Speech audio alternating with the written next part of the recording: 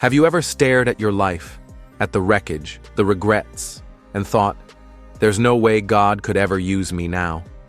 Have you ever felt too broken, too sinful, too far gone? Listen closely. God never needed you to be perfect. He needed you to be willing. Because what you call your ending, God calls his beginning. The world says, hide your cracks, cover your scars, fake it till you make it. But heaven says something different. Heaven looks at the shattered pieces of your life and whispers, now I can build something eternal. Look at Moses. Not a polished preacher, not a saint. He killed a man. He ran into the desert, full of shame and fear. And right there, in the dry, dusty middle of nowhere, God set a bush on fire and said, Moses, I still choose you. Then there's Peter, bold Peter. Walked on water, but also fell hard. Swore loyalty to Jesus, but denied him 3 times in his darkest hour. Peter failed publicly. But Jesus didn't cancel him.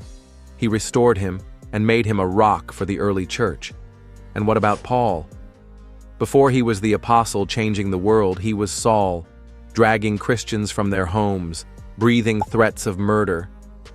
But even to Saul, Jesus didn't say, you're too far gone.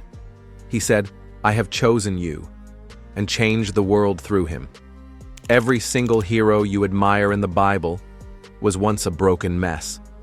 And if God used them, why not you? Hear this today, straight from the heart of God.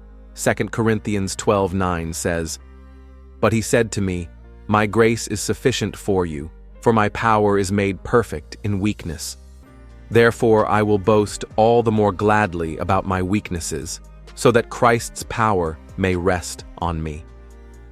Your weakness is not a disqualification. It's the stage where God's power puts on a show. God's not searching for perfect resumes. He's looking for surrendered hearts that say, Lord, it's broken, but it's yours. Maybe you're listening right now with tears in your eyes, feeling like the cracks in your heart are too deep to ever heal. Maybe the shame you carry feels heavier than hope. But listen, your brokenness is not a curse. It's a canvas. God is the master artist. He doesn't throw shattered pottery away. He mends it with gold. He makes the cracks the most beautiful part. Your scars, they'll tell a story someone else needs to hear. God isn't repulsed by your mess. He's reaching right into it, calling you son, calling you daughter, calling you chosen. You are not disqualified. You are destined. You are not forgotten.